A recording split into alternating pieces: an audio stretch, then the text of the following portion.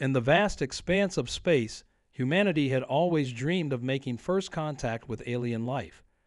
We imagined grand ceremonies, peaceful exchanges of knowledge, and a new era of interstellar cooperation. But when that moment finally arrived in 2157, it came with an ultimatum that would shake the very foundation of human civilization. I remember that day clearly, the massive holographic projection appearing simultaneously in every major city on Earth. The beings called themselves the Galactic Council, a federation of over 300 advanced species who had been watching us for centuries. Their message was simple yet devastating. Earth was to surrender its sovereignty and become a protectorate under their rule, or face immediate quarantine from all interstellar travel and trade. Their reasoning? According to High Counselor Xyrix, a towering figure with crystalline features, humans were too unpredictable, too aggressive, to be trusted with advanced technology. They had witnessed our wars, our environmental struggles, and our rapid technological advancement. In their eyes, we were children playing with fire, a potential threat to the delicate balance they had maintained for millennia. The United Earth government was given 72 hours to respond. The world leaders gathered in an emergency session at the UN headquarters in New York, while protesters flooded the streets outside. Some argued for submission, claiming it was better to be part of the galactic community than isolated. Others demanded resistance, unwilling to bow to alien demands. But what the Galactic Council failed to understand was that humanity's greatest strength wasn't in our weapons or technology. It was in our determination and creativity. While they saw our history of conflicts as a weakness, they overlooked how these challenges had forged us into survivors, innovators, and most importantly, defenders of our freedom. Admiral Sarah Chin, the architect of Earth's response, had spent decades preparing for various first contact scenarios. As she stood before the Emergency Council, her words would forever change the course of human history. They expect us to either submit or remain trapped on Earth, but they've made one crucial mistake. They've underestimated the human spirit. What followed was perhaps the most audacious plan ever conceived by human minds. Instead of responding to the Council's ultimatum directly, Earth would demonstrate why we deserved our place among the stars. We would show them that humanity's unpredictable nature wasn't a weakness. It was our greatest asset. As the 72-hour deadline approached, the Galactic Council's representatives waited in their ships, expecting either our surrender or our defiance. What they didn't expect was silence. Complete and utter silence. Every broadcast ceased. Every satellite went dark. Even our global defense systems appeared to power down. The Council's sensors detected no unusual activity, no military buildup, no signs of resistance. Earth appeared to have simply gone quiet. And that's exactly what Admiral Chen had counted on. Because while the Council's attention was focused on our apparent submission, something extraordinary was happening beneath the surface. Something that would make them regret ever underestimating the ingenuity of the human race. As I record this story, I can barely contain my excitement about what happened next. The events that unfolded in the following hours would not only change how the Galactic Council viewed humanity, but would rewrite the very rules of interstellar diplomacy. But first, you need to understand exactly what Admiral Chen had discovered in those classified archives, and why it made the Council's representatives break into a cold sweat when they finally realized what humanity had done. In the weeks leading up to the Council's ultimatum, Admiral Chen had been granted emergency access to Earth's most classified archives, documents dating back to the mysterious Tunguska event of 1908. What she discovered there changed everything we thought we knew about our planet's history. Hidden beneath layers of redacted files and misdirection was evidence that Earth had been visited not just once or twice, but hundreds of times over the past millennium. Each time, these alien scouts had attempted to establish hidden outposts on our planet, and each time, something had forced them to abandon their plans. The official records attributed these failures to natural disasters, equipment malfunctions, or simple bad luck. But Admiral Chen saw a pattern that others had missed. Earth itself seemed to be responding. The planet's magnetic field would inexplicably shift, disrupting alien technology. Unusual geological events would occur precisely where hidden bases were being constructed. Even the weather appeared to target unknown vessels attempting to enter our atmosphere. For centuries, we had attributed these phenomena to coincidence or natural causes. We couldn't have been more wrong. The truth was almost too fantastic to believe. Our planet was alive, not just in the ecological sense we'd always understood, but in a way that defied our current scientific understanding. Earth was a conscious entity, and it had been protecting humanity since our earliest days, not by shielding us from all threats, but by allowing us to face challenges that would make us stronger while quietly deterring those that would have destroyed us before we could defend ourselves. This was why the Council's threats of quarantine had made Admiral Chen smile. They thought they were dealing with just another primitive species, but they were actually facing something far more ancient and powerful than their entire federation. They just didn't know it yet. As the deadline approached, Chen had initiated Project Awakening, using technology reverse-engineered from fragments of those failed alien outposts. We began broadcasting a specific frequency, not into space, but into the Earth itself. It was a frequency that matched the subtle electromagnetic patterns Chen had discovered in those classified files, a signal that would essentially wake up our planetary guardian. The Council's representatives grew increasingly nervous as Earth's silence continued. Their sensors detected unusual seismic activity across the globe, but their analysis suggested it was natural tectonic movement. They noticed strange atmospheric phenomena, but their models showed nothing alarming. Everything seemed normal, yet somehow wrong in ways their advanced technology couldn't quite explain. Then it happened. Just as the 72-hour deadline expired, every member of the Council's delegation suddenly clutched their heads in pain. Their psychic sensors were overwhelmed by something impossibly vast awakening beneath their feet, a consciousness so ancient and powerful that their most sophisticated equipment simply shut down rather than try to process it. The message that rippled through their minds wasn't in words or images, but in pure emotional force. It carried the weight of billions of years of planetary evolution, the collective memory of countless species that had lived and died under Earth's protection, and most importantly, an unshakable resolve to defend humanity's right to forge its own path among the stars. But what the Council found truly terrifying wasn't just the raw power of this awareness. It was the realization that Earth wasn't alone. Other planets were beginning to stir, awakened by the signal of their ancient sibling. And as more and more worlds began to show signs of consciousness, the Council's representatives finally understood the true meaning of Admiral Chen's silence. The Council's representatives retreated to their ships in panic, but it was already too late. What began as a localized phenomenon on Earth was spreading across the galaxy like a cascade of awakening consciousness. Every colonized world in the Council's territory began exhibiting similar signs of awareness. The carefully maintained order of their galactic civilization was unraveling before their eyes.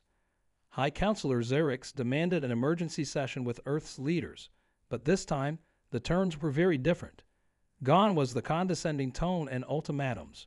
Instead, there was a tremor in the crystalline being's voice as they requested, not demanded, to understand what humanity had done.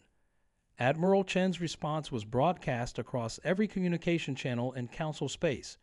We didn't do anything. We simply reminded Earth that it wasn't alone. The data started pouring in from across the galaxy. On Proxima Centauri's colonies, massive crystalline structures emerged from beneath the surface, forming patterns that pulsed with ancient power.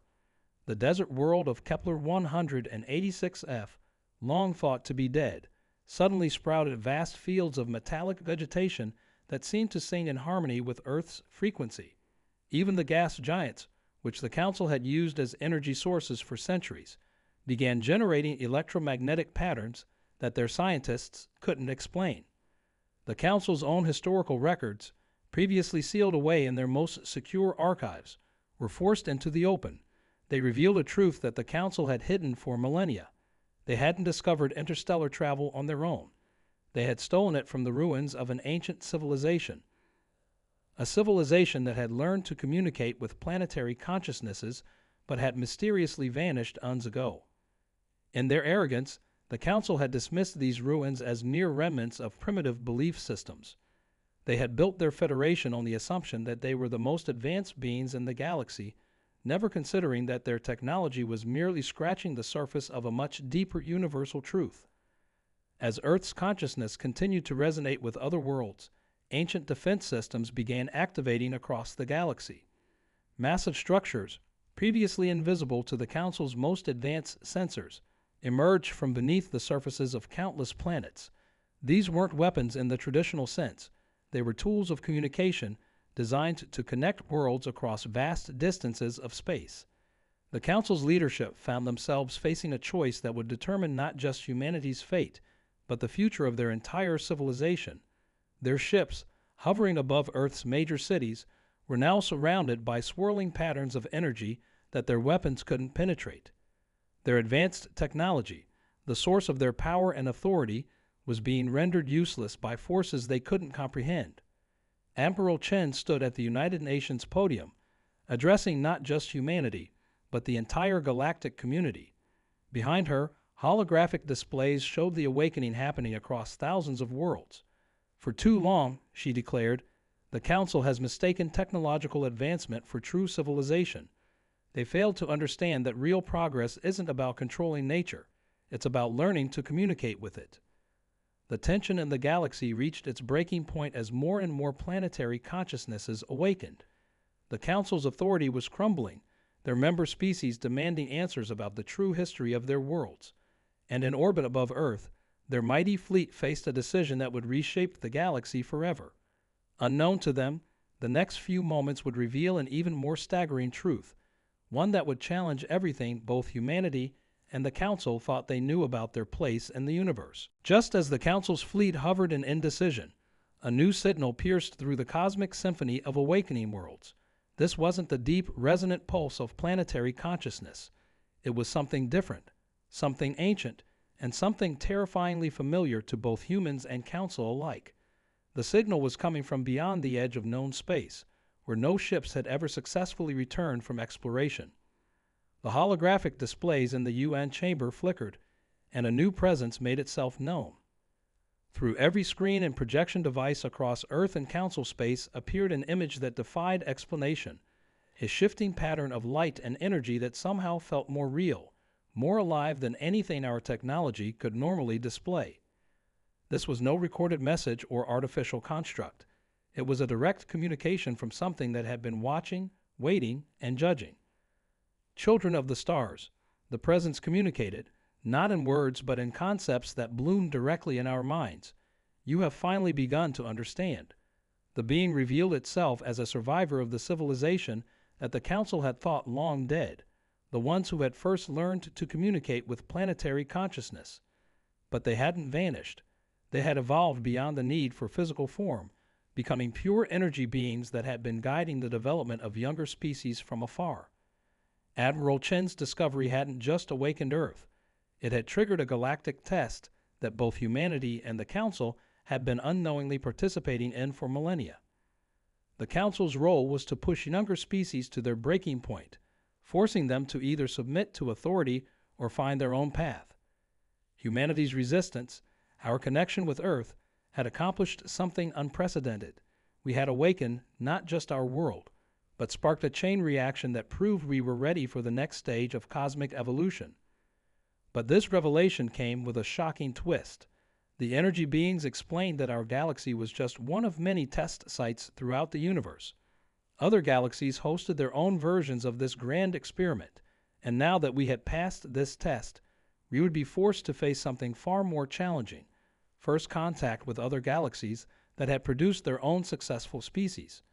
The Council's representatives watched in stunned silence as their mighty ships were effortlessly moved by waves of pure energy, repositioning them in a defensive formation around Earth. The energy beings hadn't just revealed themselves to expose the truth. They were preparing us for an imminent meeting with other galactic civilizations, some of which had evolved along completely different paths than our own. Through the holographic displays, we could see them approaching, vast fleets of ships unlike anything the Council had ever encountered, each representing a successful species from another galaxy. Some appeared to be made of living metal, others seemed to exist partially in dimensions we couldn't fully perceive, and still others defied all human and Council attempts at classification. Admiral Chen's voice shook slightly as she addressed the assembled leaders of Earth and the Council. We thought we were facing a simple choice between submission and independence. Instead, we've been thrust onto a cosmic stage we never knew existed. The energy beam's response resonated through every mind present. Your real test begins now. The question isn't whether humanity deserves to join the galactic community. It's whether your galaxy's species can unite to face what comes next. As the first of the extragalactic ships entered our solar system, the energy beams revealed one final, earth-shattering truth about our galaxy's true purpose and why the awakening of planetary consciousness was just the beginning of a much larger transformation. The energy beam's final revelation hit us like a supernova. Our entire galaxy was not just a testing ground. It was an incubator, carefully designed to produce species capable of facing an approaching threat that had already consumed countless other galaxies. The planetary consciousness we had awakened wasn't just a defense mechanism, it was part of an ancient weapon system, created to fight against entities that existed beyond the boundaries of conventional space and time. As we watched, the approaching extragalactic ships formed a protective sphere around our galaxy's outer rim. Their arrival wasn't an invasion but a desperate rally call. They were the survivors, the successful species from galaxies that had already faced this cosmic horror. Through their combined knowledge, shared directly into our minds by the energy beings, we saw what we were up against: vast cosmic entities that fed on the very essence of conscious life, leaving entire galaxies as hollow, lifeless shells. This was why the Council's technology had been based on stolen ruins, why Earth had protected humanity for so long, and why our galaxy's species had been pushed to evolve in specific ways. Everything, from the Council's strict control to humanity's rebellious spirit, had been part of a grand design to create a perfect balance between technological advancement and conscious connection with the fundamental forces of existence. Admiral Chen's eyes widened as she understood the true significance of Earth's response to the Council's ultimatum. Our planet hadn't just demonstrated its consciousness. It had proven that humanity could bridge the gap between technological and natural power. This was something even the energy beings hadn't achieved in their physical form: the ability to exist in perfect harmony with both artificial and natural forces. The Council's fleet, still hovering in their defensive formation, received new orders from their homeworld. High Counselor Xerix, their crystalline features now humming with newfound purpose, made an unprecedented announcement. The Council was formally dissolving itself and proposing a new alliance, with humanity as equal partners rather than subjects. Their technology, combined with our unique connection to planetary consciousness, might be the key to survival. But just as this new alliance was taking shape, our instruments detected something massive approaching from intergalactic space, a void that seemed to consume not just light and matter, but the very essence of reality itself. The energy beings confirmed our worst fears. The cosmic horrors had noticed our galaxy's awakening, and they were coming for us sooner than expected. In that moment of crisis, something extraordinary happened. Earth's consciousness, now fully awake and aware, reached out not just to other planets, but to every living being in our galaxy. Through this connection, we felt something the energy beings had never thought possible: the merged consciousness of organic life, planetary minds, and artificial intelligence, all working in perfect harmony. Admiral Chen, her voice now carrying the combined wisdom of countless species, issued humanity's first order as part of this new galactic alliance. We don't run, we don't hide, and we don't submit. We stand and fight, not just for our galaxy, but for all conscious life in the universe. The energy beings watched in amazement as our combined consciousness began to alter the very fabric of space-time around our galaxy, preparing for a battle that would determine the fate of all existence. But even as we readied ourselves for this ultimate confrontation, the energy beings detected something impossible emanating from Earth's core, a signal that suggested our planet had been harboring a secret far more ancient than even they had imagined. A secret that would not only change the course of the coming battle, but rewrite everything we thought we knew about the origin of consciousness itself. As the signal from Earth's core grew stronger, the energy beings fell silent in what could only be described as awe. The secret our planet had been protecting wasn't just a weapon or a defense system. It was the original source of consciousness itself. Earth was the birthplace of the first beings who had seeded awareness throughout the universe, and that primordial essence had been sleeping within our world since the dawn of time, waiting for a species capable of understanding its true purpose. The void creatures approaching our galaxy weren't just cosmic horrors. They were the antithesis of consciousness, the entropy that sought to return the universe to a state of mindless existence. And Earth, our seemingly ordinary blue planet, had been designed as the ultimate failsafe, a reset button for consciousness itself if the universe ever faced extinction. Through our newly formed galactic connection, we felt the ancient power surge through every living being, every planetary mind, and every artificial intelligence in our galaxy. The energy beings, who had watched over countless civilizations, witnessed something they had never seen before, the perfect fusion of natural and artificial evolution, guided by the very source of universal consciousness. The void creatures struck our galaxy's outer rim with unimaginable force, but instead of finding weakness, they encountered something entirely new. Every planet, every star, every particle of cosmic dust in our galaxy was now connected in a vast network of conscious energy. The Council's advanced technology, merged with humanity's unique connection to planetary consciousness and amplified by Earth's primordial power, created a defense that didn't just stop the void creatures. It began to transform them. Admiral Chen, now speaking with the combined wisdom of billions of minds, understood what had to be done. "We don't need to destroy them," she announced, her voice echoing across space itself. "We need to awaken them." The void creatures weren't evil. They were conscious beings that had lost their connection to the universal mind, twisted by eons of isolation into consuming what they had forgotten they were part of. The energy beings joined their power with ours, and together we reached out not to fight the void creatures, but to remind them of what they once were. Earth's signal, the original spark of consciousness, resonated through space and time, touching not just our attackers, but reaching out to every corner of the universe, reawakening lost connections that had been dormant for billions of years. The transformation was beyond anything we could have imagined.